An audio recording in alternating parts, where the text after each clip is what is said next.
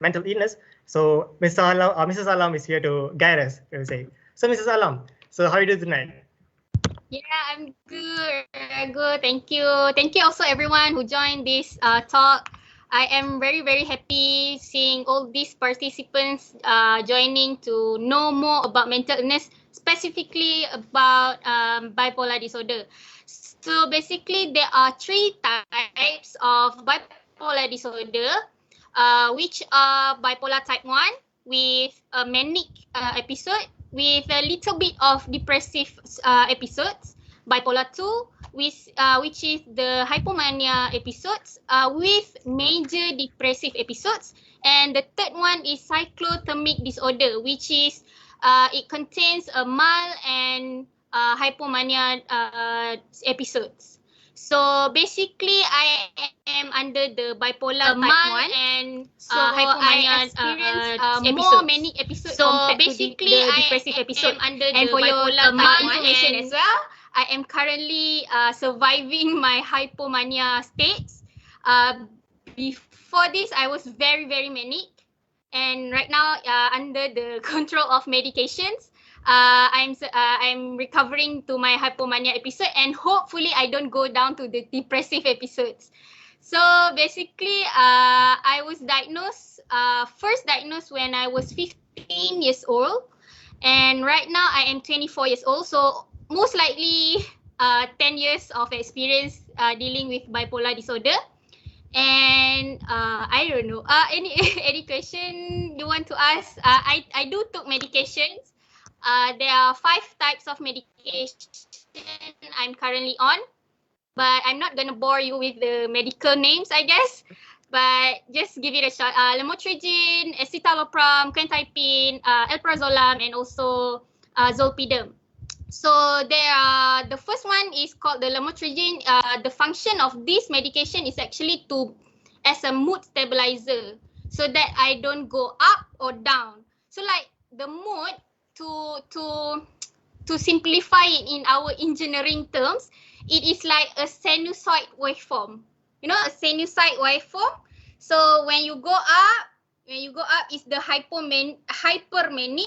When you go a little bit down is hypomanic. When you go lowest is the depressive, and that's the baseline where you have the normal episode, like you are yourself within the baseline. So the lamotrigine control it.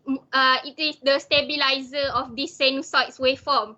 And the quetiapine and the escitalopram basically is the antipsychotic to avoid me to become more manic. It's antipsychotic. So, and the alprazolam and zolpidem is basically sleeping pills. It's basically a sleeping pills, because usually manic people, they have trouble sleeping because of the very rapid thinking and very rapid waveform and quick thinking and rapid speaking and stuff. You have a question, Ergo? Sorry, I cannot. All right. Okay. It's okay, Mrs. Alam. So yeah. So you're saying that you are telling about the levels, the stages. So you say that you were first diagnosed with the bipolar disorder at the age of 10. Am I right? If I'm mistaken. 15. 15. All right. So that's the age where we move from childhood to teenagehood, right? So we'll be normally. So it's normal to have the hormone changes, so and all those things sorting out, and we try to explore things, and it's usual for people to overly mislook it. So maybe it's just a normal mood swings, normal hormonal imbalance. So how was the journey? How to first figure out what were your symptoms that you are not having a normal, besides having a normal mood swings, it's something specific like bipolar disorder. What were your journey? Okay, my journey was, I was first feeling the depression cycle. So what were your what age 15, I was actually under bipolar type 2.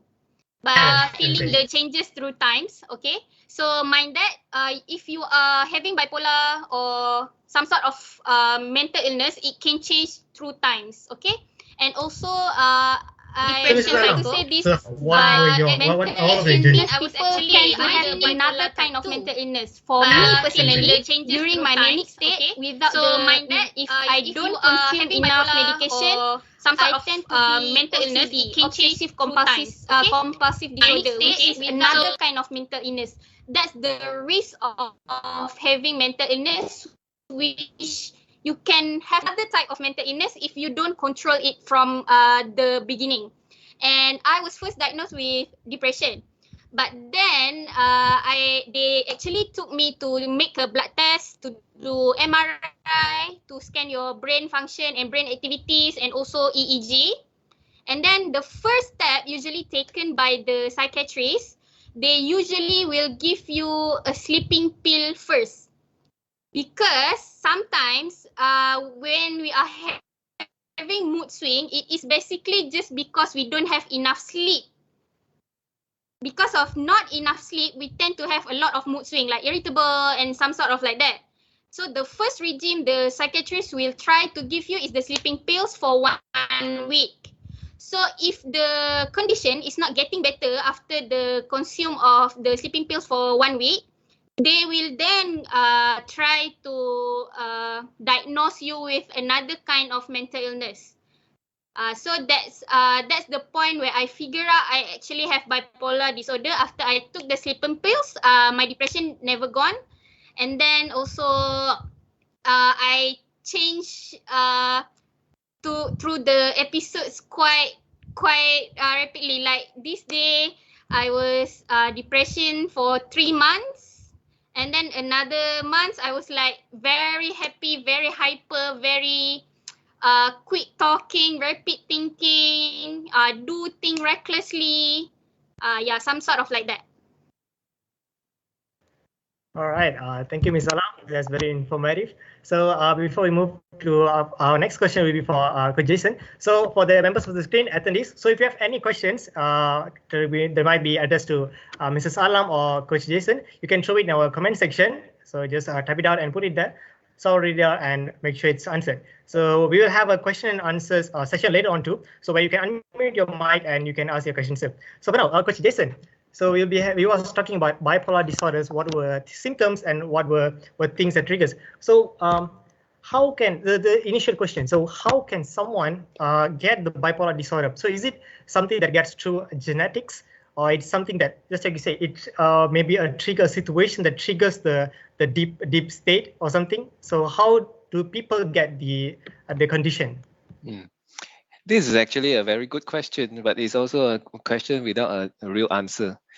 As at now, even though a lot of scientists and doctors and psychiatrists have been putting their brains to do a lot of research through the patient's cooperation, nobody has really dared to come out and say, oh, I know the exact cause of bipolar disorder is because of this or this and this plus this plus this.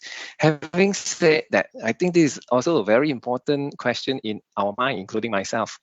Because if we know why it become this disorder, perhaps we can do something to prevent it. So there are 3 things to look into, or 3 contributing factors, I would say. Number 1 is genetics. I believe in our preparation for this event, one of the questions posted by one of the attendees is actually, does bipolar disorder, is it coming from genes? Is it DNA? The answer is not 100% guaranteed. If you have a parent, a mother or father or sibling who has been diagnosed with bipolar disorder, that means you as immediate family has a higher chance of also having that. This same thing applies to depression. Depression is also another pretty common disorder. Same thing, genetics also plays a part. So what can I say about genetics, not being a genetic scientist? I can say that yes, if my auntie has depression for 30 years, so myself, even though I'm a life coach or a trainee counselor, I also have to be mindful because I have the genes. My mom has the genes. So same thing, bipolar disorder, look around you, parent, mother, father, siblings. If they have been diagnosed, you better do something. For example, keep a healthy lifestyle. Sleep on time, wake up on time. Don't play so much games until wee in the morning. Make sure you sleep on time, Raghu, and wake up on time. Because this is one of the preventive strategy, which we might be able to cover a bit later on. Now, the second possible factor is what happens in the brain. We can't dissect it. We can't open it up and fine-tune it like a computer. There's no chip that we can change so far. Some people are just born with a certain parts of our brain. For example, the part of the brain that regulate emotions. Maybe some people are just born with that part, just a little bit inferior. You can have 10,000 cars coming out from the proton factory, but sometimes you are unlucky enough to buy a proton that has a defect on the radiator, for example. So these are facts of life. Although we try our best to be smart, but these are part of nature.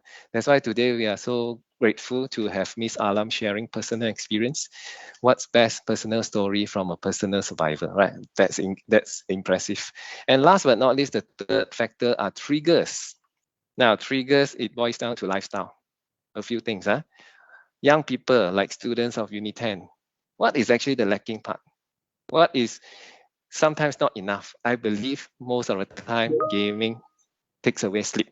So one trigger could be insufficient sleep or irregular sleep time. Your sleep pattern is not regular, not consistent. Second, argument, breakups, fights, whether with lover or affair or a girlfriend, boyfriend, or best friend, whatever friend, BFF girl, I think this will induce what? Induce stress.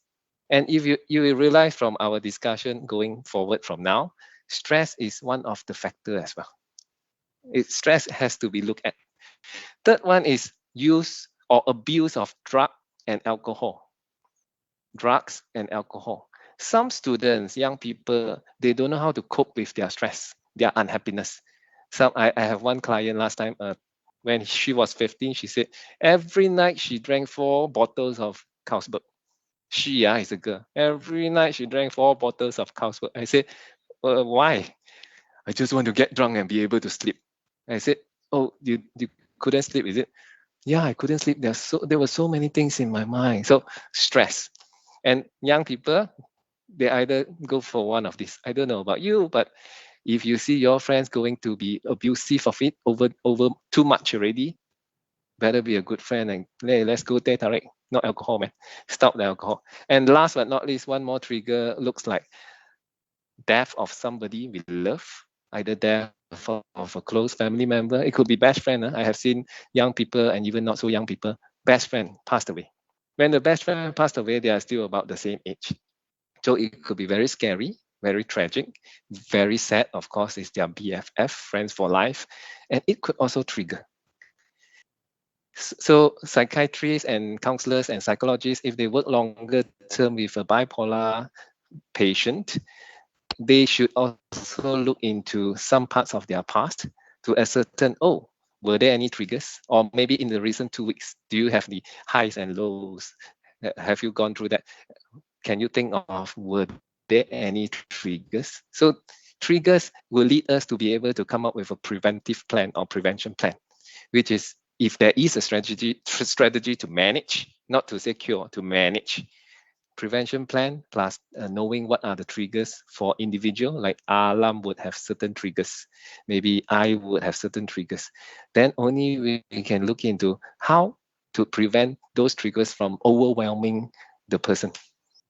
So basically, exact cause until now, unfortunately, still not fully known yet, but 3 contributing factors: chemical imbalance in the brain, DNA or genetics, and triggers. All right, Coach Jason, that's something very informative. So as you guys know, so we have said 3 things: genetics and chemicals in the brain, as well as whatever things we are doing. So yeah, just like you said, Coach Jason. So teenagers nowadays, include myself, but we have a stress in the brain. We have assignments, we have things going on in our life, a lot of hustle and bustle. So we tend to move the distract. We tend to distract ourselves to maybe something unhealthy, I would say. So maybe we want to move our attention away from that situation, that thinking. So we tend to do something very unhealthy, like smoking, like drinking, and maybe playing games a lot. For my opinion, I'm a gamer myself. I wouldn't say that gaming has spoiled myself, but it will make your eyes go tired. Sometimes you won't have getting enough sleep because the dopamine addiction, brains keep on flowing and we keep on pumping you, and you don't want to sleep all night because you want to, just like how we go through our handphone and we play handphone all the night. So yeah. So Jason, what would you advise to us, like me, student, my teenagers like me? So besides by lap up with friends, going out with friends, or maybe once we have taken out the regulations, we can go out anytime, anywhere, maybe before 12 o'clock. So yeah, so what would be your suggestion? What would be your words of advice for teenagers like me? So in order to tackle the stress in the brain. Tackle the stress in the brain. I would safely tell you that playing more games wouldn't bring down your stress. In fact, I have seen, unfortunately, many 16, 17-year-old boys who have grown into so immersed into, addicted into games. I would say addicted. Hope you are not yet. When they were addicted into the games, they actually also fell into depression. I don't know which one comes first, because I didn't even have the chance to meet the person online. Didn't have a real chat with I heard the report from his mom. 2 cases, actually, not only one, in the recent last year. So our lockdown has caused many adults and students alike to be trapped in the house. See, I'm talking to you. I hope to give you a fist bump. Yeah, but yeah, only best thing is virtual fist bump, right? But I want to touch you, and I want to feel the energy of the audience, which is I feel is a good crowd, although I don't see the faces. That's life for the past 1 year and 8 months, at least 8 months. This has not been helpful. Stress, it's a very subjective thingy. Can you measure it? Not really, right? Can you define it? Not really. But you take an assessment like the DASS, yeah, probably there are some questions, then give you a quantifiable report. That's all. But your stress now should be low because I'm talking to you in a calm voice. But your stress after this event, I don't know, it could be very high. So stress can be also be volatile. But I can tell you from my own understanding about stress is that gaming is not the solution for bringing down stress. One of the things I personally find helped me release stress in the past 1.5 years. I am also stressed. I'm still stressed. It's actually moving our bodies. I don't need you to ride a great bicycle, 10,000 ringgit. I don't even have a bike. You can go just for a walk. The easiest thing is just go out. You can wear slippers, shorts. You can wear your mask if you're afraid still. Just go for a walk, 20 minutes. If you can, 30 minutes. Myself, I go for a jog. I run and I try 3 times a day, but still not disciplined enough, 2.5 times on average. But I know for sure that if that morning I went out for a jog, it could be 40 minutes, 45 minutes. Irregardless the pace, the speed, your performance, not about that, not what you wear also basically. When you have done your outdoor movement, cycling or walking or jogging or swimming, that particular day you can check my words. Go ahead and do a test. No movement and got movement with movement. Compare the 2 days, your mood. Is it happier on the day that you have done your exercise? Are you not so happy or more tightened, more tense on the day that you did not do exercise? You can test a few different days with movement outside, without movement. Can the movement be done indoors? We have learned in the last 1.5 years that whatever exercise can be done indoors. And we have been so resourceful in between month of March last year and May last year that we search YouTube until crazy, not to play games, not to watch dramas, but actually to find things to move our body, to follow some programs, right? So personally, I think the simplest thing is moving your body. On top of that, I believe sleep is extremely important.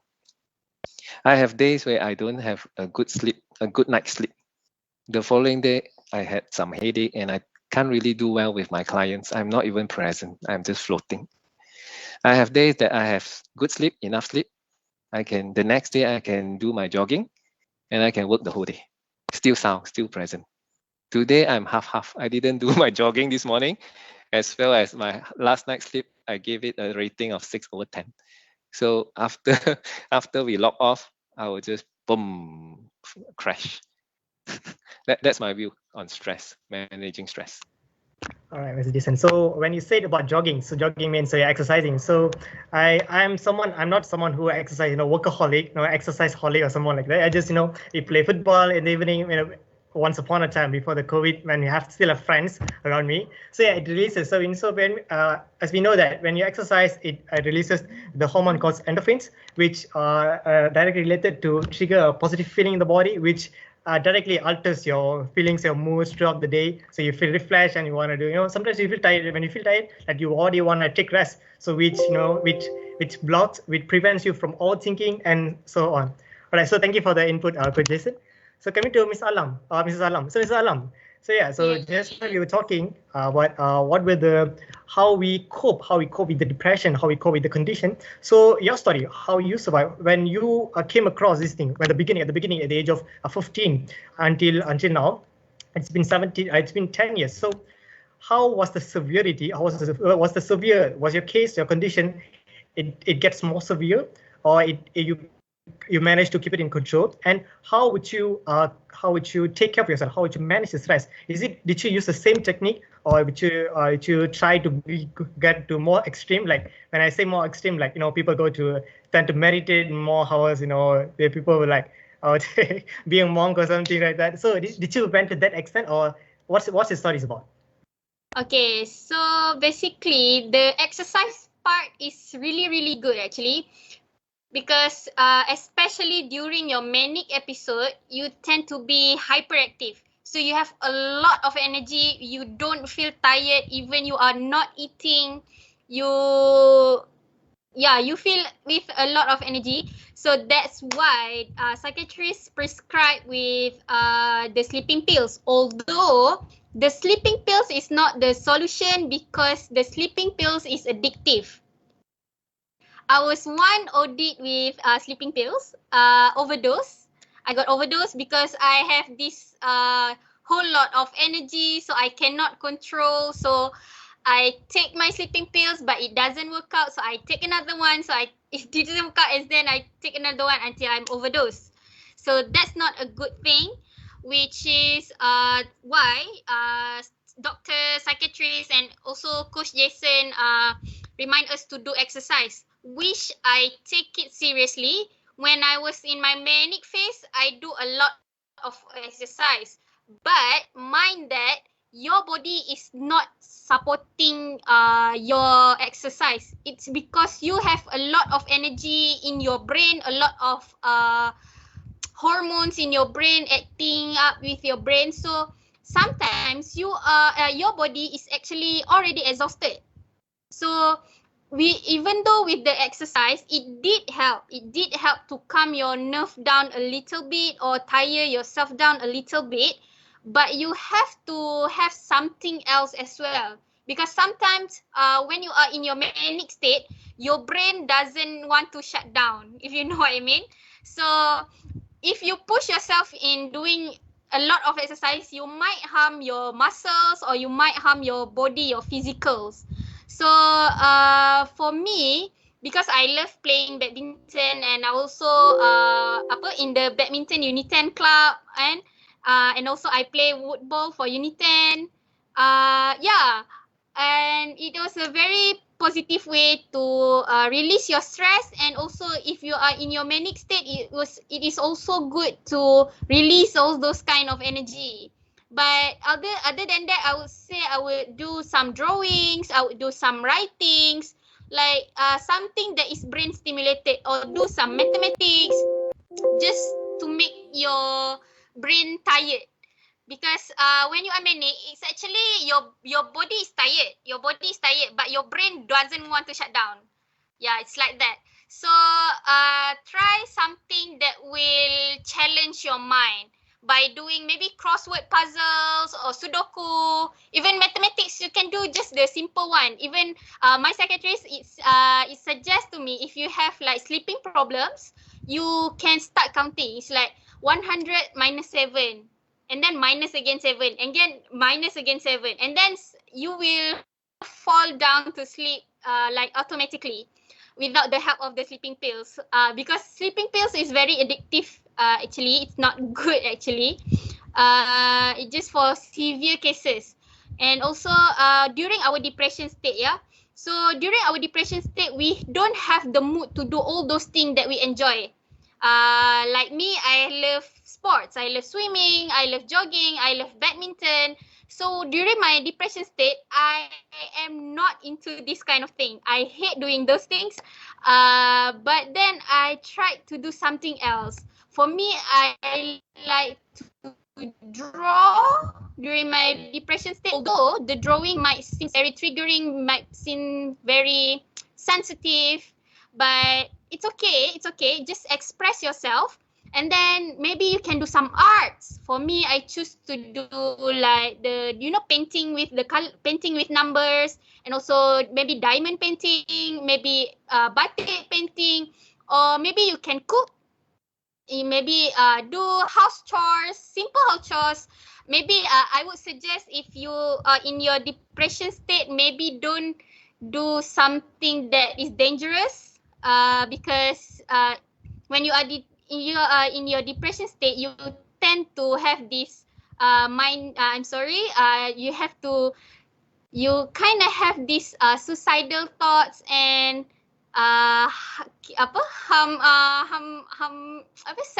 self-harm thoughts. So maybe try to avoid very dangerous things or risky thing like cutting something, or maybe looking out in the window. Don't do that, because you might have the thing to jump out of the window. So try to avoid things that can trigger you.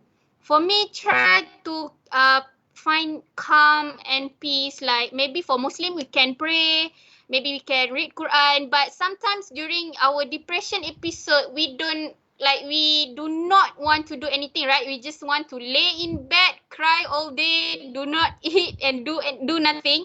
But try to do the simplest thing. Like maybe the first step is you stand up on your bed, like you sit down on your bed first. And then think of the next thing. Like, okay, I want to maybe clean my bed first. So just clean your bed first. Okay, and then you don't have the energy to go shower. Okay, then don't go shower. Just take a deep breath first. Just calm yourself down first. You don't have to have the urge to finish something. Just enjoy the little things, enjoy the little achievement, so that you will appreciate yourself more. And then by that, you can actually improve your moods by being grateful of these simple achievements.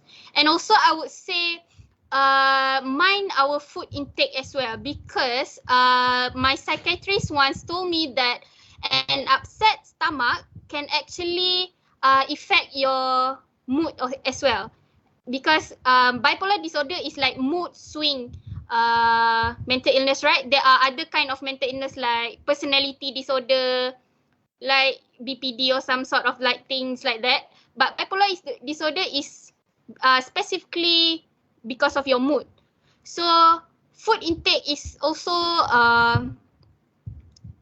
I would say also important.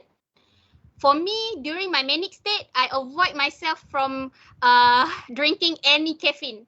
Like I am a coffee lover. But during my manic state, I forbid myself from drinking any type of coffee or even tea, because tea also have caffeine in it. So it helps. And also maybe and another thing is, if you because of bipolar disorder also can because of genetics, DNA, and chemical imbalance, right? So the chemical imbalance come from your thyroid. So maybe you are having this kind of episodes because of you are having hyperthyroidism or hypothyroidism. That is why the doctors, when you are first come into the psychiatrist, they will take your blood. So they will check the level of your thyroid. So if it's hyper or hypo, they will give the medication accordingly. And maybe you will be okay without diagnosing you as a mental illness patient. So that's why it is important for us to actually have our health medical checkup like regularly lah. All right, thanks, Mrs. Arlam. So when you were saying about doing, the arithmetic in the brain, doing maths in the brain, the only thing that I came across, there's an episode in Mr. Bean, when Mr. Bean he can't sleep, he'll take it out of the portrait, he'll be counting the sheets. Yeah, counting the sheets. I also done that. I done that. That's interesting. All right. And so also, the first, maybe recently I met my psychiatrist. She proposed to me to play Jenga, because when you play Jenga, is it the blocks you gotta push it one by one? All right. Yeah, the push one by one. Because when you play Jenga, you have to think first, right? So with our mental illness, we have this what we call as impulsivity. Impulsivity is the thing that that make a person want to do harmful things like suicide or self-harm. So when we play Jenga, we have to think first, like we have to think first which block we want to remove in order to make the Jenga stay still and not break down. So it can train our brain to reduce the impulsivity. So every time we are making a decision, we think first, and then we thinking of the risk, and then we do the action. So that's one of the things that maybe we can try. All right. Okay. Thank you, Mrs. Halam. So that's very interesting. No one would thought that playing like Jenga would associate in helping us in this stuff. That's very good input. Thank you, Mrs. Halam. Right. Coach Jason. So since we are talking, so am I lagging? You're right. I can hear you. All right, sure. All right, so Coach, we were talking about we were sharing about Miss Alam was sharing about what were her symptoms and what were things she was going through, and how to initially how to identify someone as Miss Alam's case. She felt it and she opened up and they went for a diagnosis and they managed to find it out. So for some people, even for like Asians, for us, when we open up, when someone have a lot of mood swing, especially in teenage ages or afterwards, people tend to think that we are overreacting. And whenever we open up ourselves, they will kept us, they will kept us, ask us, you keep quiet, don't have to, just shake it off, there's nothing else, you just have to get good sleep or just go out, go for friends. And we know that. But just by going out with someone, it right?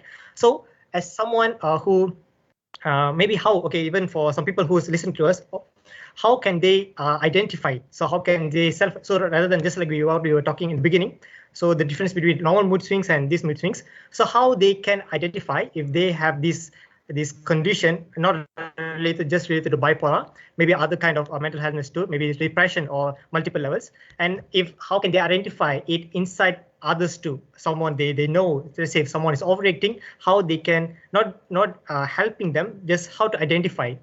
Because just merely asking them isn't going to help, because people try to keep it to themselves because they don't want people to judge them, right? So how can people do this? Yep, great question. You are right to say that the two things. One is the stigma. In Malaysia, it's still very stigmatic to even think that, oh, I might have depression. If I tell you and you say, no lah, you look okay. So we are not even consider myself. I'm still learning. I'm still probably in the standard 1 of learning about mental health. 1 year I go to standard 2 and standard 3, but I'm sure a lot of Malaysians generally, including parents, educated parents who might have a PhD, a general manager in a multinational, they will come and tell me, I think nothing wrong with my teenager lah. It's just a teen problem. Well, when I see the teenager, he has thought of committing suicide at least more than 10 times. He felt scared of abandonment. He now have depressive symptoms, even if I look at him online. So that is a part of stigma, which can we solve it? You guys are doing a good job with all these events, awareness, and we are supporting you in that endeavor. Now, go to the second part. How can we spot? What should we look out for? Which is a fantastic question. So I spent yesterday, and I said, instead of me telling you what to look out for, why don't I get an assistant in the form of a video that has good content, and it will only take about 6 minutes, not more than 6 minutes, which will tell us the 10 signs of BP, 10 signs, BD, sorry, bipolar disorder, 10 signs. What are the 10 signs? If I may ask your colleague to start sharing the video with the audience. All right. Tilagan, can you hear me, Tilagan? So can we include the audio now?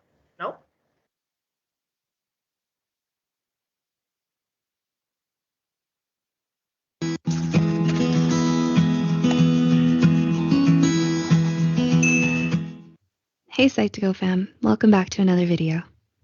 Are you struggling with bipolar disorder or know someone who is? Bipolar disorder is a mood disorder defined by periods of intense, heightened emotion called mood episodes. The 3 types of mood episodes are manic, hypomanic, which is less severe than manic episodes, and depressive. Bipolar 1 disorder is the most extreme form, with some manic episodes lasting for 7 days. Bipolar 2 disorder consists of hypomanic and depressive episodes. With that said, here are 10 signs of a bipolar disorder. But before we begin, we would like to mention that this video is created for educational purposes only and is not intended to substitute a professional diagnosis. If you suspect you or someone else may have bipolar disorder or any mental health condition, we highly advise you to seek help from a qualified mental health professional. Okay, let's begin. 1. Mood swings. Mood swings, from intense highs to extreme lows, are one of the biggest signs of bipolar disorder. While you may experience mood swings from hormones or other factors, those with bipolar 2 disorder typically experience alternating periods of hypomania, depression, and regular function. It may be a sign of bipolar disorder when your mood swings are frequent and it interferes with your sleep and daily activities. 2. Cycles of depression. Do you experience cycles of manic and depressive episodes? Symptoms of a depressive episode may include strong feelings of guilt, worthlessness, disinterest in previously enjoyed activities, and even thoughts of suicide. Seeking treatment for your depressive episode may lead to a misdiagnosis for major depressive disorder instead, but it's likely to be bipolar disorder if symptoms of depression occur for a few weeks and alternate with symptoms of manic episodes. 3. Risky behavior. During manic episodes, people with bipolar disorder are more likely to engage in risky behaviors. A study using a computer simulation by the University of Oxford had found that people with bipolar disorder engaged in more gain-oriented risky behaviors than those without BD. Impulsiveness with money, like risky investments and gambling, and actions that endanger yourself and others, such as reckless driving, are some examples of real-life, risky decisions made by people with BD. 4. Periods of intense multitasking and energy. During a manic episode, do you find yourself suddenly making plans to do more than you're physically able to do? With bipolar 2 disorder, you typically experience less intense manic episodes or hypomania. So you may not see how your increased multitasking and energy during a hypomanic episode differ from a normal productivity boost. But those around you will probably be able to see this change in behavior. 5. Grandiosity or feelings of importance. The American Psychological Association defines grandiosity as an exaggerated sense of one's greatness, importance, or ability. While grandiosity is more prevalent in other mental disorders like narcissistic personality disorder, it can also be a symptom of bipolar disorder. Typically, you may experience grandiosity during manic episodes. 6. Talking faster than normal. Do you find yourself speaking faster or louder than normal during a manic episode? When going through a manic episode, you may experience irregular speech patterns, like trailing off in the middle of a conversation or talking more than you normally do. You may be unaware that you're talking faster than normal, but someone close to you will probably pick up on it. 7. Difficulty concentrating. Another symptom of bipolar disorder is having difficulty concentrating during both manic and depressive episodes. In depressive episodes, a lack of energy may make it hard for you to stay focused, and you might also find yourself forgetting things. During manic episodes, too much energy might make it difficult for you to concentrate on any one task. 8. Extreme irritability or agitation. Do you find yourself feeling extremely irritated sometimes? Irritability is another symptom of bipolar disorder, especially when it occurs along with other symptoms. Your irritability may manifest into physical actions of agitation, such as pacing or hand-wringing. 9. Irregular sleep. When paired with other symptoms, difficulty sleeping or sleeping too much may be signs of bipolar disorder. During manic episodes, you might feel very energized after only a few hours of sleep. During a depressive episode, on the other hand, you might sleep more and still feel tired or have trouble sleeping and suffer from exhaustion. And 10. Changes in appetite.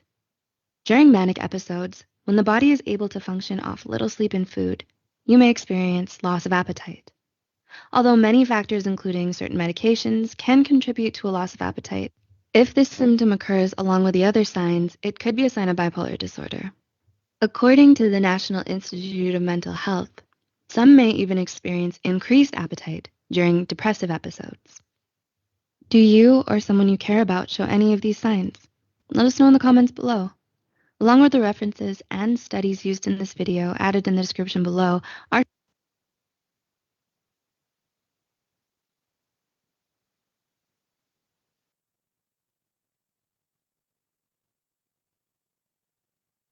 All right, that was a very interesting, informative video by Mr. Jason.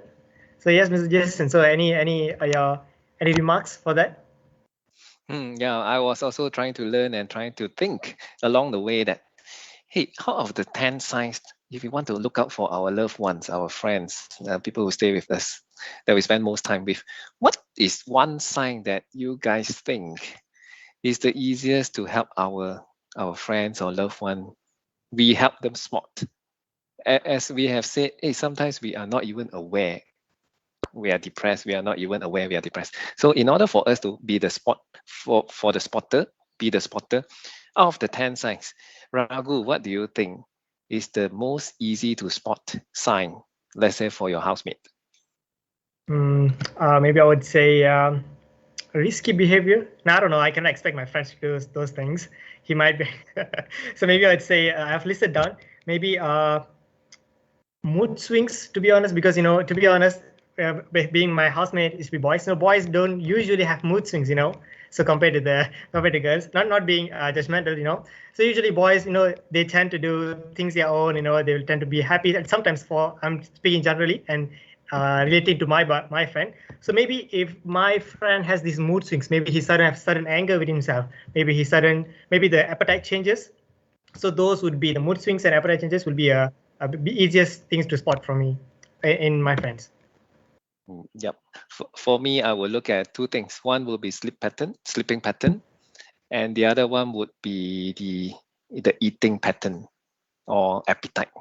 As in a video, if you capture people who are depressed can actually eat very little or eat a lot. It can be both ways. Not necessarily a person that lose a lot of weight is in trouble. People who have bulked up this way might also be in some form of trouble. Like I remember what Miss Alam said in the beginning of our session. She went to the hospital for something else. And then firstly, she was diagnosed for depression, not bipolar disorder. So all these things are based on symptoms, and the doctors actually, they also based on your reported symptoms. If you don't tell them that, hey, I can't sleep for the last 7 days, they might not tick the box and say sleep pattern not regular, and they might have missed out something very important. When you work with a counselor or therapist or psychiatrist for that matter, or even GP, a doctor, it's very important for us to, number one, tell the truth. Number two, do our own homework. Why today we are able to hear so much real stuff from Alam is because she has done her homework even for this talk. I know that she has done some homework. That's why there's so much facts to share with the audience. So personally, every one of us has one responsibility to take care of our own mental health. Number one, say yes to mental health. Number two is take ownership. Even if we seek help, we need to do the background and homework to actually provide accurate information to our psychiatrist or counselor or even our medical doctor. That will be the thing they need the most because they don't stay with us, right? And with your buddies, yes, surely hope that after today you can help look out for them. Back to you, Raghu. All right, Mr. Jason, thanks for that. So yeah, so since like I just like the video, so we can have a lot of symptoms. We can have a lot of spots where we can check with yourself and your friends. So yeah, thanks for the video, Mr. Jason. So yeah, for those who has just joined our talk, your video is lagging. Is it okay now? Is it still lagging? I'm not sure, is it my connection or yours, but I only see your face not moving. Oh, okay. From my end, it's okay. It looks fine. So, is my audio clear? Is my audio clear? Yeah. Your audio is clear.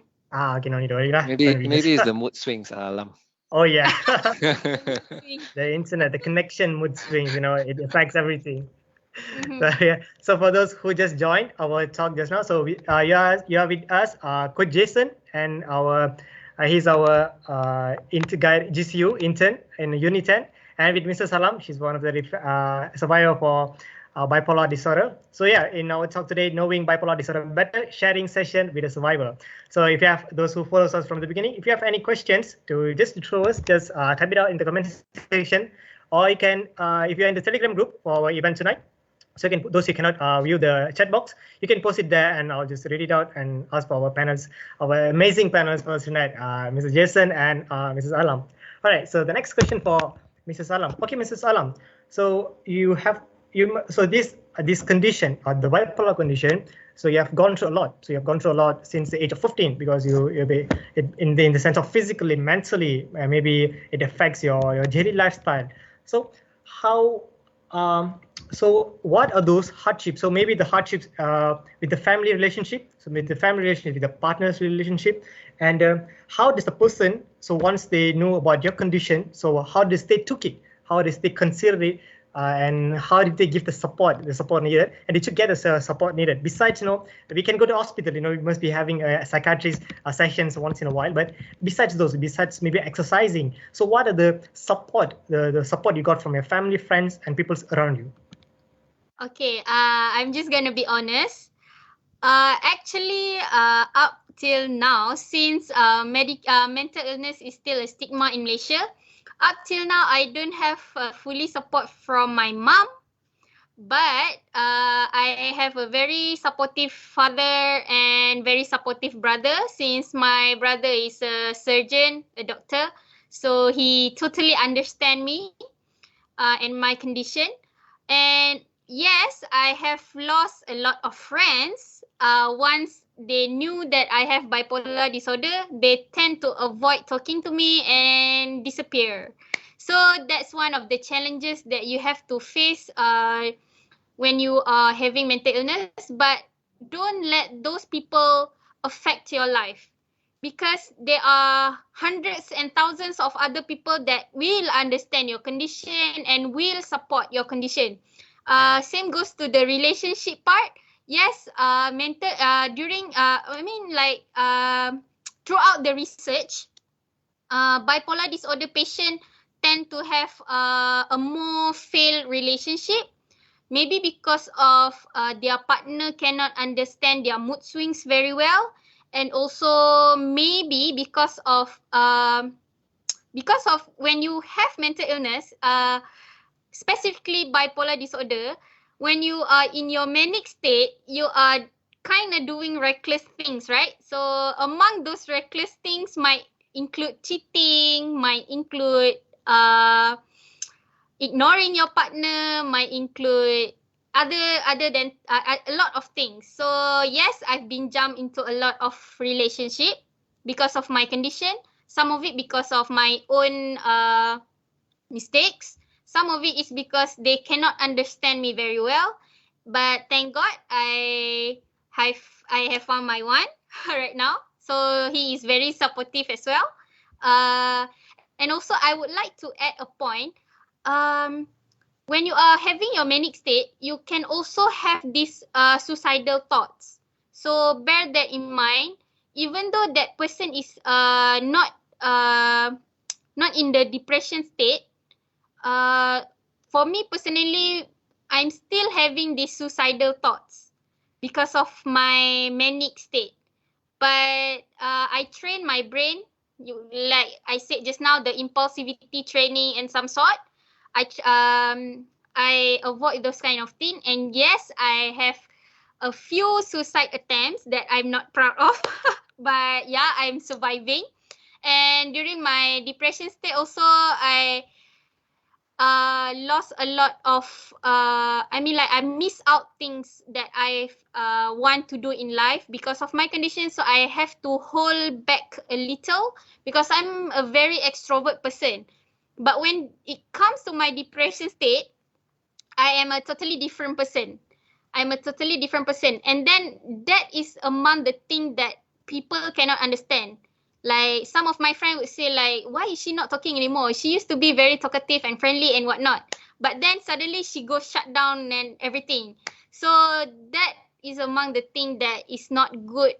What we can call as a toxic relationship lah. Toxic relationship mean it's like not just between your partner, but also with your friend. You can have a toxic relationship with your friends, and also you can have a toxic relationship with your parents.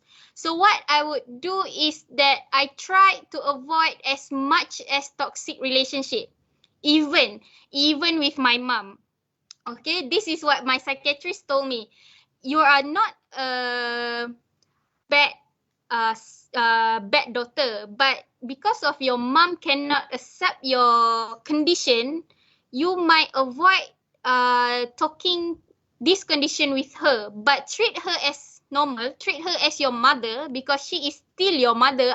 You cannot undo that thing, but maybe not talk to her about this kind of stuff with her, like your mental state, your mood swings, or your emotional thing with her. Maybe do some fun activities with her, like bonding time with her. Even though she still cannot accept you, just try to accept her that way.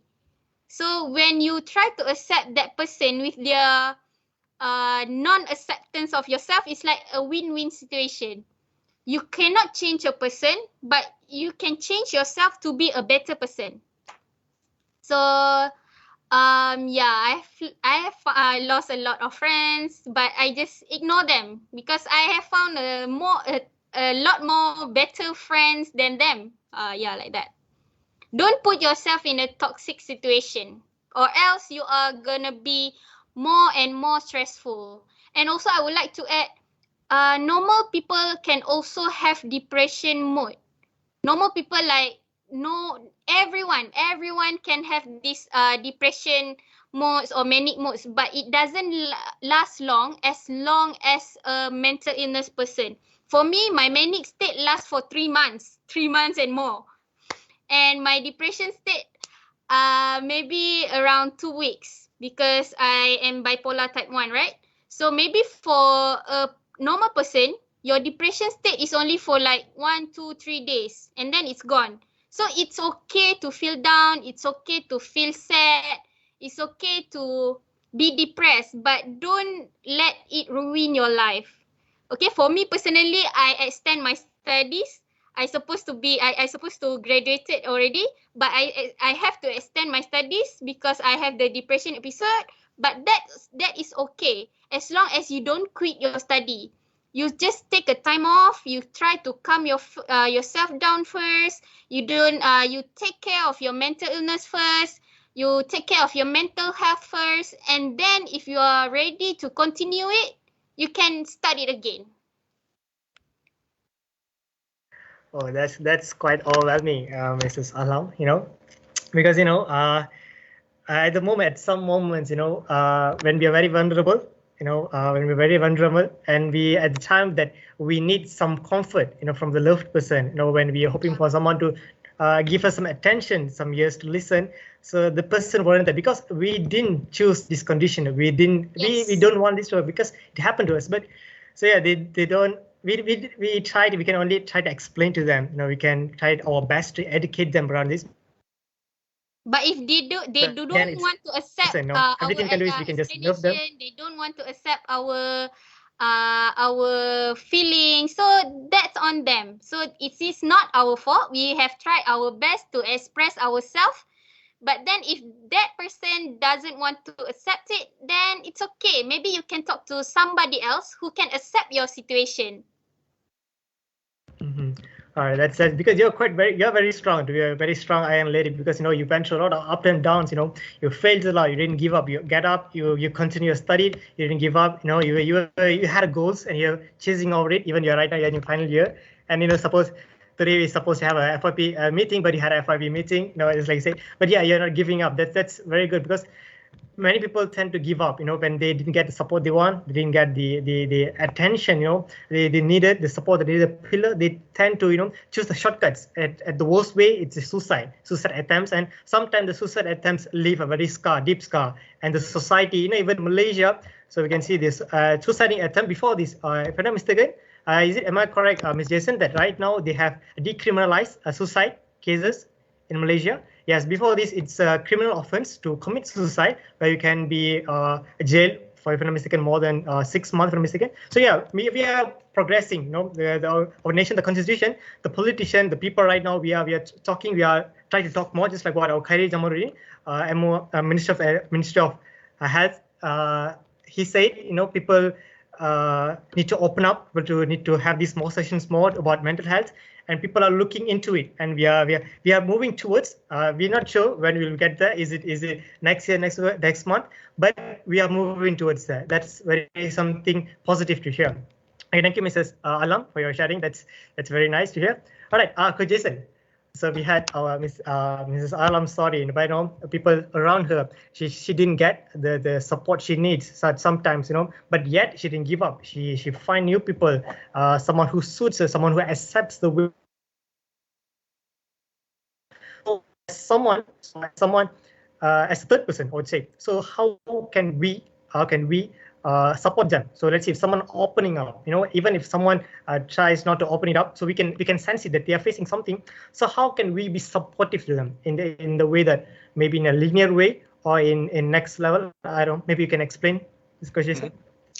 I will answer this on behalf of everyone, not on behalf of counselors. Counselors are a slightly different breed. We have been trained, we have been educated, we are supposed to do a job like that. For the layman's, this is the same message I share in all the public talks that I've delivered. You can be a 12-year-old, you can be a 22-year-old, you can be a 42-year-old mother or father. There's one thing that we actually underutilize. There's one superpower, which is our 2 years. This is 1 mile, and we have 2 years. I'm sure a lot of you in the audience have heard this phrase. We are born with 2 years, but only 1 mouth. What's the reason? What's the reason God and universe give us 2 years but 1 mouth? What's the reason, Raghu? To listen more to people around us, rather than giving up. Yep. So just a short lesson about listening. There are basically 2 levels of listening. Level 1 listening is listening for the sake of myself. So let's say you're talking, or Miss Alam is talking to me. I'm listening for the sake of myself. What does it mean? I'm listening, but I'm thinking, what do I say next? When will you stop? Why are you so long-winded? Oh, wow, I got another appointment. Wow, I'm so bored already. Wow, what do I tell you so that what piece of advice I can give you for your condition? So that is an example of listening at level 1, which all of us do it all the time, every day. Somehow we are just prone to doing that. Why? I don't know. Maybe it's human nature. We are more self-centered. Everyone, including myself. We need to protect ourselves first. The other way of listening, which is superb and must practice, is actually level 2 listening. What's the difference? Level 2 listening is listening for the sake of the person who is talking. So let's say Miss Alam was talking just now. I was listening and I wrote down a few words here and there. Why? Because I'm listening half. I wasn't fully listening for her sake. I was listening half for my own learning. Secondly, for her sake. The part that is for her sake, I'm actually trying my best to empathize with her past, her situation. What has she gone through? When she said about this incident, how would have she been feeling or felt? Is it still hurting her now? How about her mother and her relationship? They are still not in best state of relationship. How would she be feeling as a daughter when your own mother don't accept your condition? It's basically saying, my mom doesn't accept me. Because like it or not, if I'm born with such a condition, let's say I'm handicapped, and my mom say, why are you handicapped? Why is your brother so perfect and you are handicapped? How would I feel? I can grow up to become a PhD holder, even that I can tell you deep inside, I'm broken. I might be just studying for the PhD just for the sake of the status, but deep inside, my mom said, why are you disabled and your brother is perfect? Can't imagine. I haven't gone through it, but I can empathize if the person who gone through that, even with a PhD, deep inside, he will see himself as so small, so useless, so ugly, so disabled. So when we start to practice listening for the sake of the other person, means our friend. Let's say Raghu wants to tell me a little thing that he did. Oh, maybe he cheated in the game contest, something like that.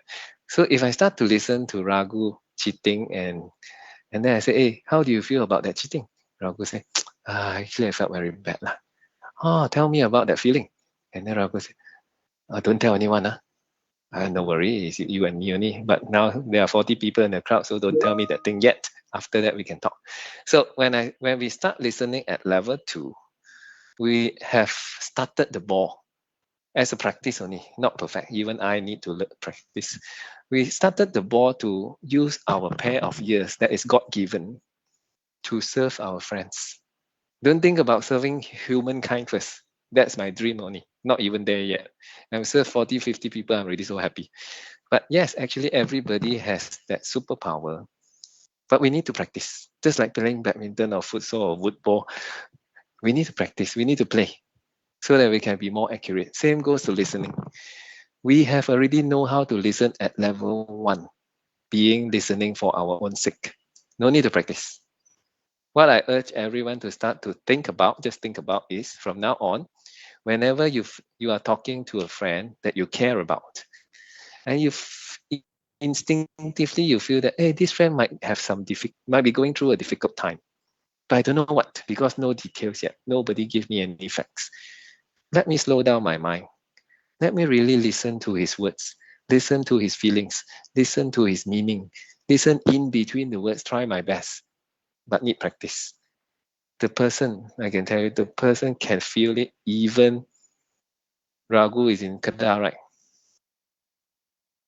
Even in Kedah, you can feel my sincerity that I'm really listening for you and being with you. Even though I give you zero advice at the end of the 20 minutes, you will thank me for my time. Just another short story. When I was volunteering at Befrienders in my first week, I was very nervous. That was a few years back. So we were handling calls. And then there was one Chinese lady who called. And then we don't see face to face. It's just a call and anonymous. So like if Alam called and I say, how do you want me to address you, Miss? Alam don't want me to call her real name, right? Very sensitive. Alam said, can you call me Jane? So I will be talking to Jane. And we spoke for 1 hour, 20 minutes. My first week volunteering there, being quite naive at the time. I didn't give advice actually. I was just listening for the sake of her.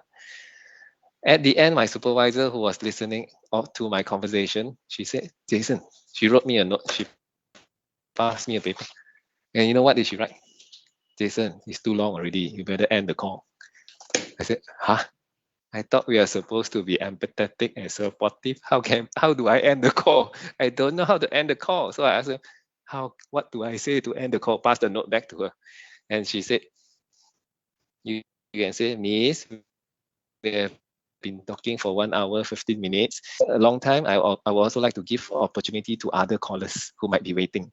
If you want to talk to me again, I'll be on service next Wednesday from 3 p.m. to 5 p.m. That's my slot at the time. That's real. It's a real story. At the end, when I said this to the caller said, oh, so sorry.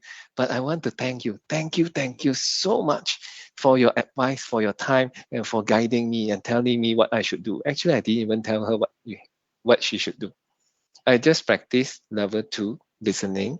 And also at the time we were trained to do it in a more skillful manner. So that lady suddenly felt she knew what to do. She knew what to do.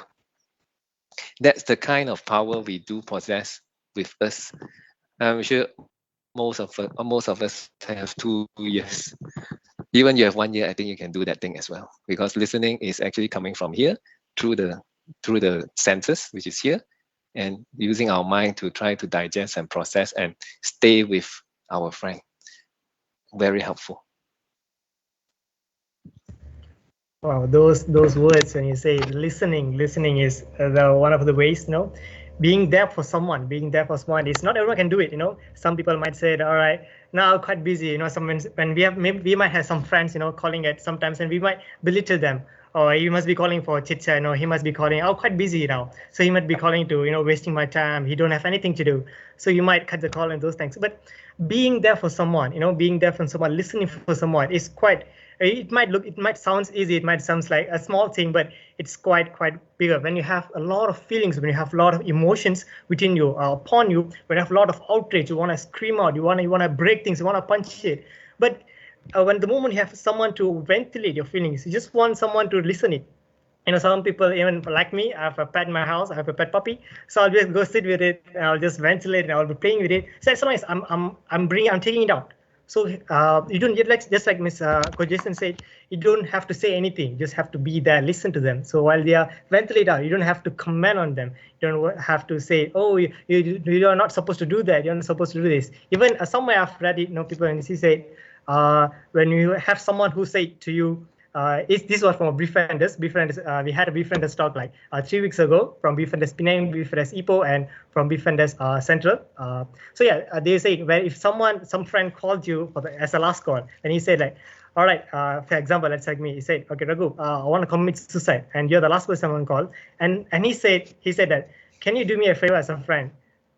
Give me a while. Talk to me 5 more minutes. Talk to me 10 more minutes. Talk to me 15 more minutes. So you have to gradually increase the time until they won't forget the feelings, maybe their pain not going away, but they feel like they're ventilating it, you're postponing the time. He might died like 30 minutes ago, but for the sake of you talking with him, and while you're talking, we can seek help, even from Malaysia, we'll be like, before it's not advisable to call the police and inform that my friend is going to commit suicide, and because he might get jailed, and because it's our friends, maybe after this, we can apply this technique. If someone calls you and they say, okay, can we talk for 5 minutes? If someone seeks for you, someone comes to you, you don't belittle them. You don't say that, okay, if you're busy, maybe you can say like, maybe 5 more minutes, 10 minutes, I'll call you back. Wait for me. No, I'll promise I'll call you back. Then telling that, no, I'm busy right now. No, I can't do it right now. Maybe shake it off. Maybe just go watch a movie. So that's a bad thing. Thanks for Coach Jason. That's very important thing. Listening to someone and being there, so they can ventilate it. All right. So we have Siti Rauda, our Vice President for Wilson. All right. So Miss Alam, so I have a question for you. Yes. All right. So what would be, so from someone who gone through this, from the first person view, so what would be so besides how to take care of yourself, besides exercising, besides talking to people, what would be your inner the personal advice you give to some people having this? So how they need to face it, facing it in the sense of like, how do they, let's say if they have a lot of depression, they have a lot of mood swings. So as someone, I'm very sure you can relate to you yourself. So what would be your personal advice to them? So is there they can where they should open it up, where they can seek the help for the first time, where can they seek the help or something? Okay, for me personally, since yes, mental illness is still a stigma in Malaysia, maybe don't go on social media.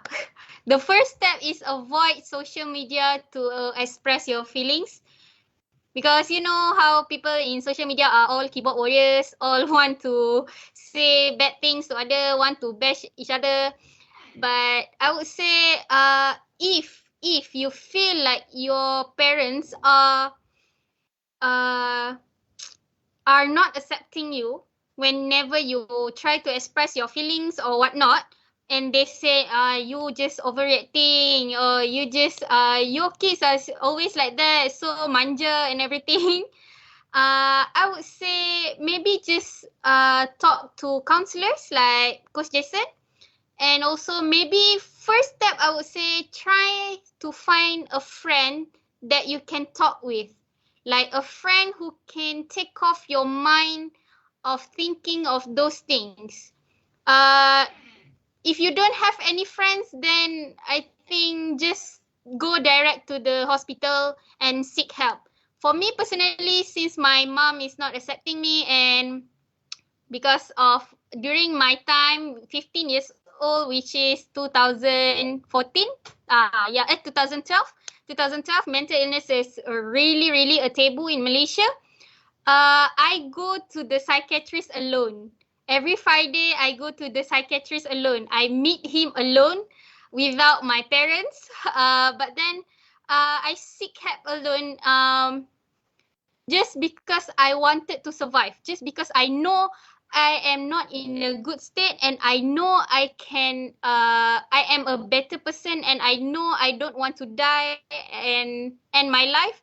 So I just go by myself. But right now, since we have a lot of platform like Befrienders, one of it, maybe you just can call, because of somebody who has mental illness, they tend to like cope inside.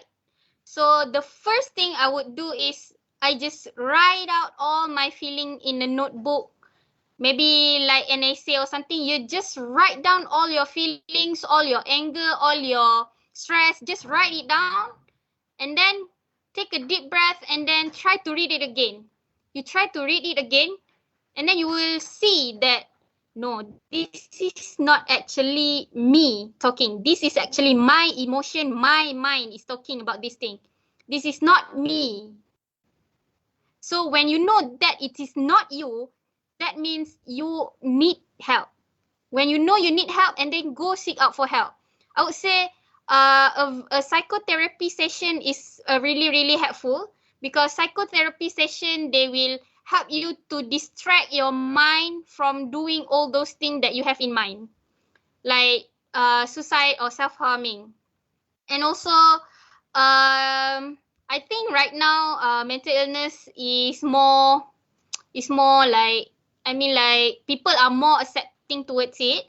Maybe try to help. Maybe in the Twitter also we can see Aiman Psychology and some other people bringing up the mental awareness. Maybe you can DM all this person, try to talk, because mostly my own experience during my depression state or anything, I just want to let this thing out. I don't need people to tell me what to do. I don't need people to tell me what should I do and everything. I just, like Coach Jason said, I just want someone who listen to me. So what did I do is actually I WhatsApp my brother, because he's in the UK right now. So I just WhatsApp him. I tell everything. I let go of everything, every anger and everything. And all he need to do is reply, okay, I hear you, stay strong. That's all. That's the only thing he said, and it's already make me feel better. Because we know that mental illness people are already strong. They are strong because they face it with the stigma in Malaysia and all. They manage to face it. They know what they should do, and they know what shouldn't they do. But sometimes it's just overwhelming. The overwhelming feeling. So the overwhelming feeling, when you try to listen to them, you don't have to ask them to like, hey, you should not do this, you should not do that. Don't disregard their feelings. Just listen and just say, okay, I hear you, I'm here. That's all they wanted to hear. They wanted to feel present and exist in this world. Because most of them, they feel like they are very small, right? Because mental illness people, they feel like they are some sort despicable. So if you are there, that's enough. You don't even need to ask them, hey, go see doctor, or go eat your medication. They know how to do it, and they always eat their medication and whatnot. But they just need to let those feelings out. But please avoid tweeting it or Instagramming it, because you might get negative replies. You might get negative replies that will lead you to a worse place. So just maybe WhatsApp your close friend, just say, bro, no. You just type it out everything. You just go mad. Just and then say, okay, I'm done. That's all I'm gonna talk about. Like that. And then maybe your friends can reply, okay, I hear you, bro. Okay, I hear you, sis. That's all. No worries. All people's experiencing this matter and whatnot. I'm here whenever you wanna tell me. And then maybe they don't reply you. Don't worry. Maybe they are taking care of themselves after they let it out. You need some time to calm down. So just let it be. And maybe after 5 minutes or 10 minutes, you reply back, hey, you okay, bro? And I think the person will reply, yeah, I'm feeling better now. Yeah, like that. That's something really cool what you shared, Mrs. Alam. Being for someone, just like what we were talking before, being for someone. So yeah, people who listens right now. So whenever you have someone who comes to you who seeks your assistance, not to talk, maybe just to listen, be there for them. Even you cannot be there for 10 minutes, be there for 1 minute. You cannot be there for 1 minute, just listen what they want to open up. So thanks for that, Mrs. Alam. Right, so those who just we are ending towards our event. So it's already 9:40 and we're going to end our event by 10 o'clock. So those who are just joining in the middle of the event. So we are right now in Knowing Bipolar Disorder Better, sharing session with the survivor. Our speakers are Mr. Jason, and Mr. Jason is our intern for intern counselor in our GC UNITEN. As Mrs. Alam is one of the survivor from bipolar disorder, and she's doing strong. She's going on. She's facing it every day, and she's here for us, sharing her whatever things she felt. All right, Mr. Jason. So before we go so those people who are here who wants to ask any question, if you have any questions to ask, if you have anything to, feel free. You can unmute your mic after this. So if you cannot do it, just post it in the chat box. So we'll read it out and have our panelists translate for you. All right, Coach Jason. So anything you want to add related to our bipolar, related to our depression? I want to add on to what Miss Alam has said. I want to applaud her for taking the step. I recently received a 20-year-old client who also wanted to commit suicide. Not only once, I think more than 10 times over the last 5 years. He had some very bad situation happen to him when he was 15 and now he's 20. So when we met, he told me for the last 5 years he has been going through hell, almost like hell for the past years. Unfortunately, mother and father do not agree with him. Agree in what sense? When he said, "Mom, I think I'm in trouble. I think I can't handle my stress." Mom would say, "What's wrong with you?" "Mom, I think I have depression now." "No lah, don't be stupid. Depression is because you think too much." So this kind of conversations or dialogues or even one-sided affair, 5 years. Can you imagine? This is a boy who was one of the top Malaysian triathletes a few years ago. Still very fit, although not competing anymore. He could have represented Malaysia in triathlete. I don't know what games. If 5 years ago, nothing as bad as that happened. Plus, even if that happened, it's not that we can prevent a lot of bad stuff, right? In life, things just happen. If father or mother, we need only one. Ideal situation if mom and dad say, "I believe you, I'll be with you. What do you need?" I think hearing from Alam and knowing from my client's perspective, kind of very ideal world that would have a father and mother say, "I know what you're going through." To find a good counselor is already, I would say, God's gift if you meet one. Counselors are also different. We are all human beings. We also have our own stress. We also have our own experience or skills or personality or temperament. I might be very angry very fast last time, but now I manage it better. So even counselors is like, you need to meet the right person, just like friend. Alam said, if you have one friend you can talk to, thank God for her, brother. Thank God, it's only one person. For my 20-year-old client, I think at this point, I'm the only person. Do I know him well? No, I only met him for 5, 6 sessions. I barely know him. That means, well, I know a lot of bad things that has happened to him, because here every session he come, he just pour until I met the 6th session. He's still pouring. I'm like, what do I do with this? Do I continue to listen at level 2 at the 6th session, which was last Sunday? I'm meeting him tomorrow. I decided 45 minutes. I just listen at level 2. Is it easy to listen at level 2? Actually, it's quite exhausting, tell you the truth. But could do it. Cannot do 5 hours like that. I will just fall down and die maybe. 2 hours, 3 hours, possible. So for him, I will do it. Tomorrow, I will also be ready to listen to him. 5 years of such difficult times. I don't know how many minutes that he need to pour out again and again to really find release or relief for that kind of mental suffering. Can I really empathize? I don't think I can fully empathize with him. I've never been through it. But can I empathize with his feelings when he talk? I think 60-70% I would be able to do it for him. And I always see him coming early to we do it in one of the cafe. He'll be early. He'll be like this, his posture. Or maybe he'll be playing some games on the phone, but just like this. And then after 45 minutes of me listening to him, he pour to me. He pour everything to me. He'll be like this. And still muscular, he still bodybuilding. He'll live like this, walking like this, head held high. But his father said one thing: I don't have money. My job cut. My pay was cut 40%, 30% recently. I don't have money to pay you. In fact, he owed me 1 session's fee. But I have made a decision also.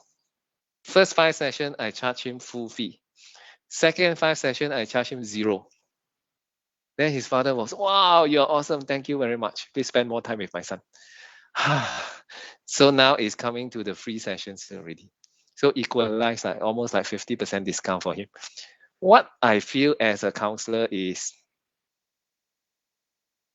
I will do my best, but I also have a limit. Same goes to friends. You want to pour your things to friends and they are not even trained counselor, nor befriender. How much can they take? They can take some, but don't overburden them with burden. One fine day you cross the line, your friend will say, sorry, I'm not free. I'm rushing assignment. Sorry, I'm blah, blah, blah, blah, blah. And then you are getting this feedback that, hey, too much pouring to them already. So a support network is not easy to find. But when you are there and you are suffering from such challenges, you have to work to find that, to build the network. So one person could be your trusted friend. Another one could be a counselor stroke a teacher. Even a teacher can do that job in schools or colleges or lecturers sometimes. One could be a hotline, talian kasih, befrienders, or you want to speak in Chinese, you call the lifeline. So one could be hotline, one could be your friend, one could be counselor or teacher or lecturer.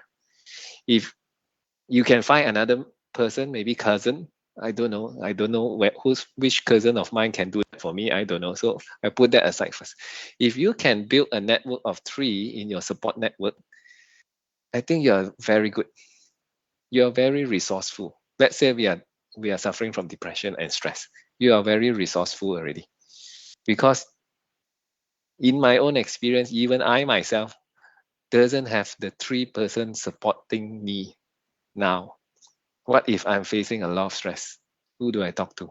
Maybe I talk to my supervisor. Maybe I talk to my coursemate, because coursemate also doing Master of Counseling.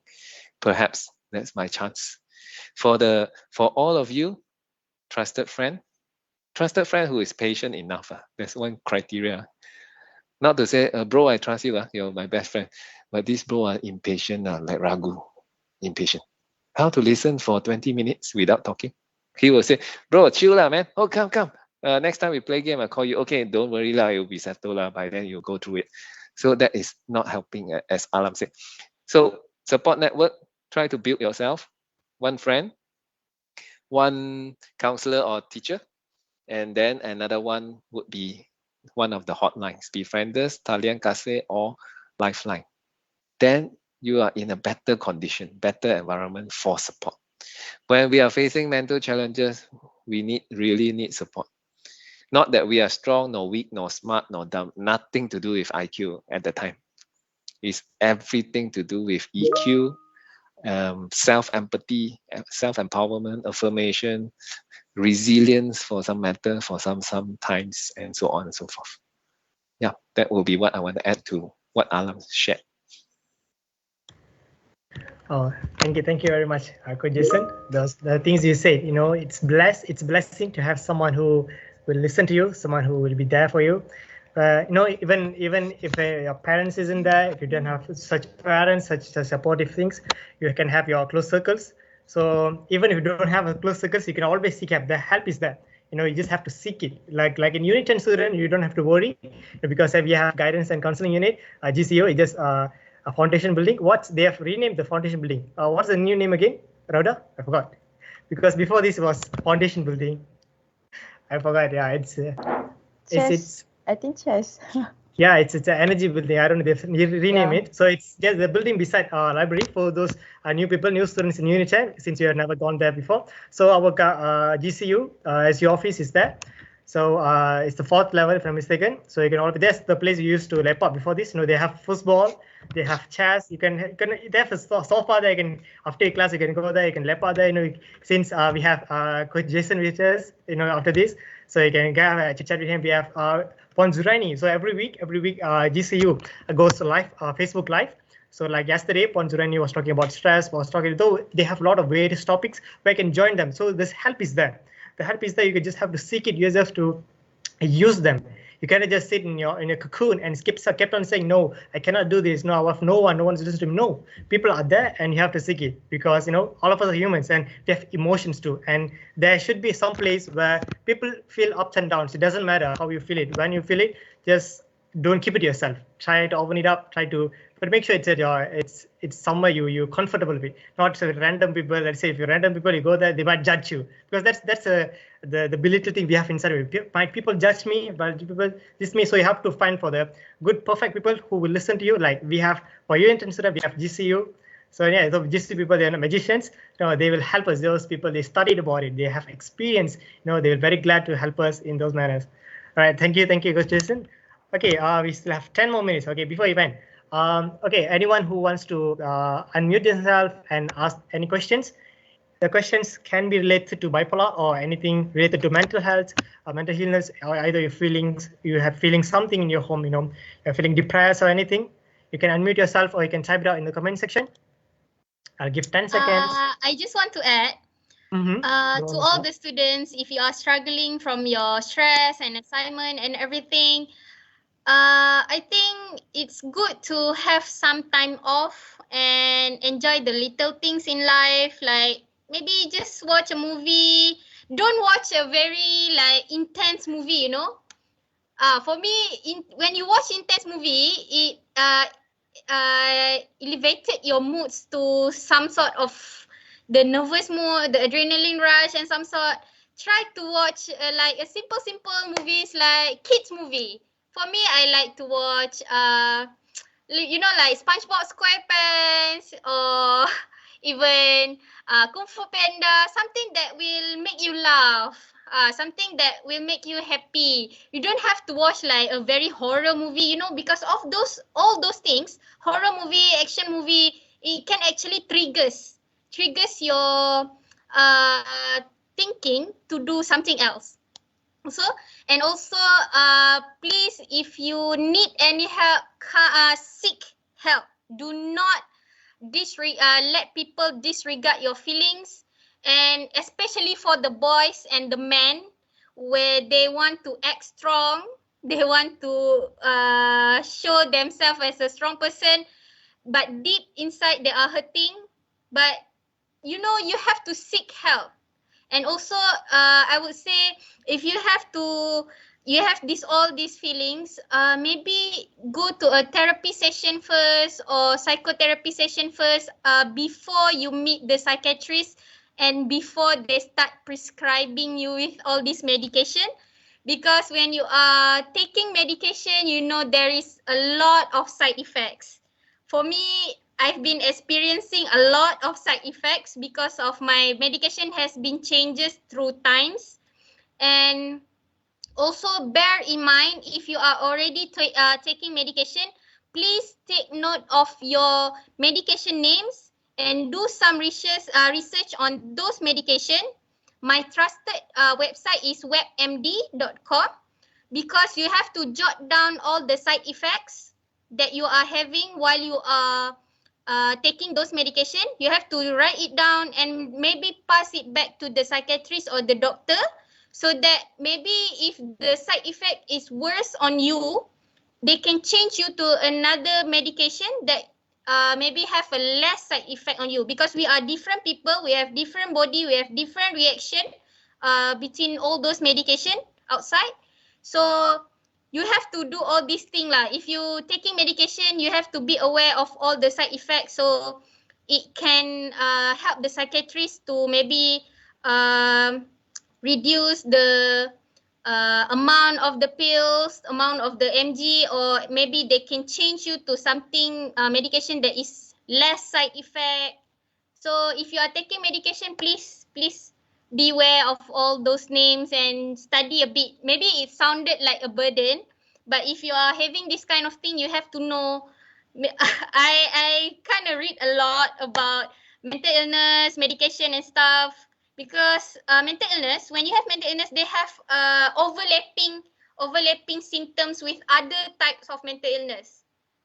Maybe for me myself, I have bipolar disorder, but when I was in my manic state, I also have my OCD. So when I have this OCD, my psychiatrist will add on my medication to control down my OCD and also to control down my manic state. So that is why you have to keep on monitoring. If you are taking pills, you keep on monitoring your side effects. And I would like to welcome all those students. If you need help or you have question for me, if you are shy or something, you can just chat on my Teams. I have my MS Teams right here. You can chat it whenever you want, wherever you are. I am happy to help, because I know mental illness is not an easy path. So I wish to help as more people as I could. So just please ask any question, or maybe after this session end also, you can still have my contact or anything. Just seek help. I will always happy to help. All right, thank you, Mrs. Alam. So thank you for your words. Thank you for your encouragement. So I'm very sure people whoever listens to us are very happy to hear it. Just like what you say, for men, it's okay to cry. Girls, it's okay to cry. Women, it's okay to cry. We are just humans, and we have feelings. You don't have to bottle up your feelings. You know, you don't have to keep it to yourself, thinking that you're strong enough that you can handle this. No, you can be strong mentally, physically, but you don't have to keep it to yourself. All right. So if you feel like you need something, you need to say it. You need to say it out. Just seek for it. Seek for help. All right, so we still have like 5 more minutes. All right, so those people who attended our event, so in the comment section, you can chat box, you can see the attendance link where you can get the score run. So make sure you just scan the QR code, or you just fill up the Google form. So yeah, before we end, if anyone has any questions, you can open up your mic and tell it us. All right, before we end, anything to add, Coach Jason? I want to ask Ahlam. All right. Yes. Okay, Madam Trainee. All right. Okay, Madam. During medications, is it involve any cost? Of course lah. So how much? Is it expensive or not? Or how? It depends on what type of medication. Some medication are quite expensive. Some are not. It depends on the medication itself. For me personally, because I also have epilepsy, my medication for 2 weeks, including psychiatry session, is around 400. But you can always go to government, because I prefer private hospital, so I go to the private. That's why it's quite expensive. But if you go to the government like Hospital Serdang or HKL and whatnot, it might cost you nothing. Might cost you just RM1 or RM2 to register, and that's it. Okay, how the appointment? Maybe for student just first time want to see the psychiatrist? For private hospital, there isn't actually much. Just do online online appointment. You just search any hospital you prefer, and then you just make an appointment online.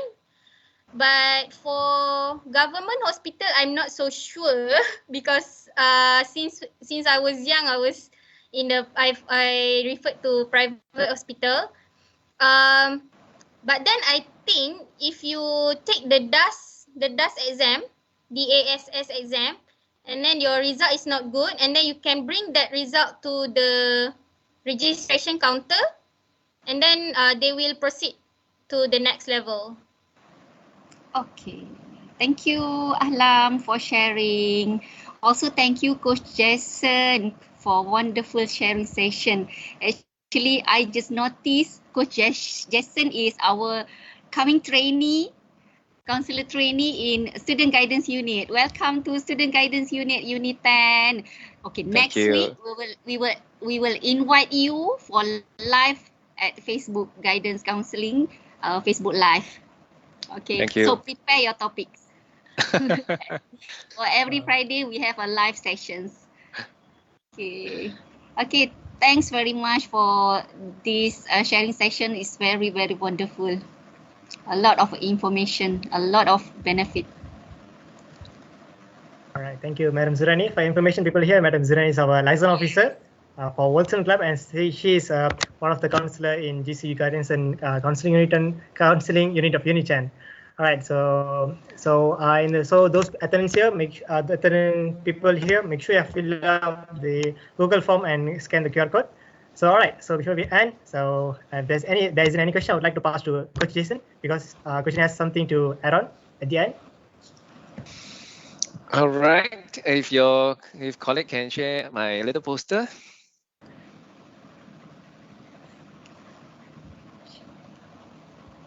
All right, this is me. Yeah, it looks like me, but a bit fatter, I hope. Now I'm slimmer in real life. That was about 6 years ago. This is something I did in the afternoon because I'll be officially joining the SGU. I call them SGU. I don't know why Raghu keep calling the unit Guidance Counseling Unit, GCU. But here is SGU, which is on the 3rd floor of one building. I'm not very sure about the building yet. I'm also not familiar.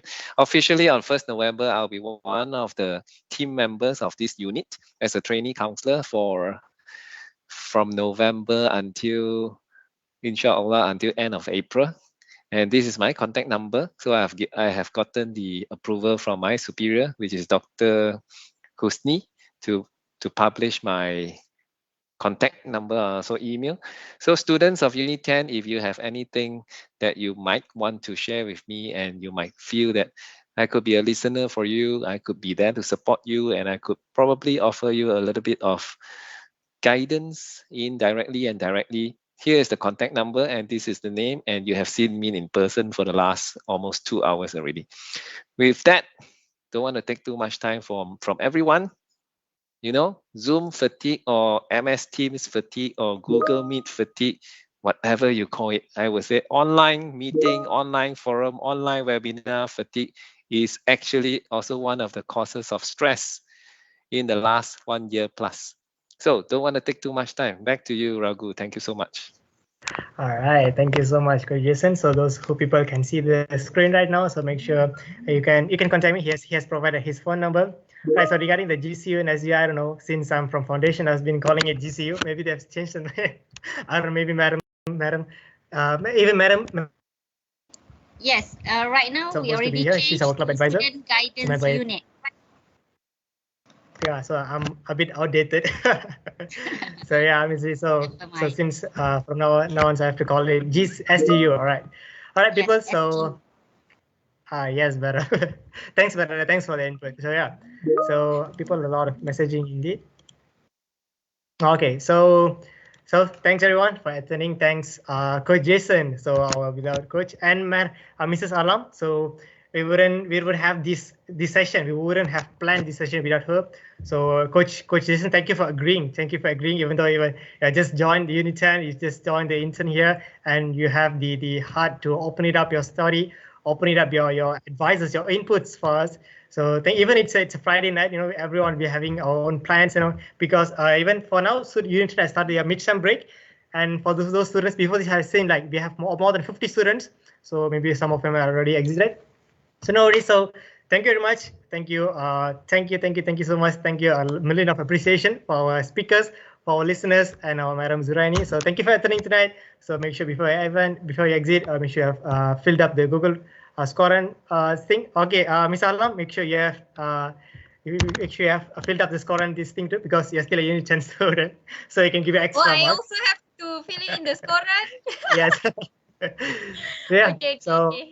Thank you, everyone. So have a good night. So it's already 10:03. So make Enjoy sure your midterm break, everyone. Don't stress yourself. This is the weekend. This is the week where we release all our stress, and I am always here to help as many students as I can. If you have any question, just maybe chat me or ask me anything. I learned a lot about the medical side. I'm not as good as Coach Jason to talk about the psychotherapy and counseling session, but I know a lot of medical side of this mental illness because my brother is a doctor. So he educated me a lot on that. And also, don't put yourself into pressure and find good friends, good supports, and maybe try to read some of other symptoms of mental illness if you are feeling not well. Maybe you don't have bipolar, maybe you have ADHD, maybe you have OCD, maybe you have BPD. BPD is not bipolar, BPD is borderline personality disorder. So explore. There's a lot of mental illness. So maybe you can read it out. Maybe you can relate to one of the symptoms and maybe you can seek help from that. Yeah, just read more, have fun, and release stress whenever you feel like you're stressed, and do whatever makes you happy. All right. So we have a photo session right now. So request everyone to open up the camera. So if you can, just use the backdrop. We have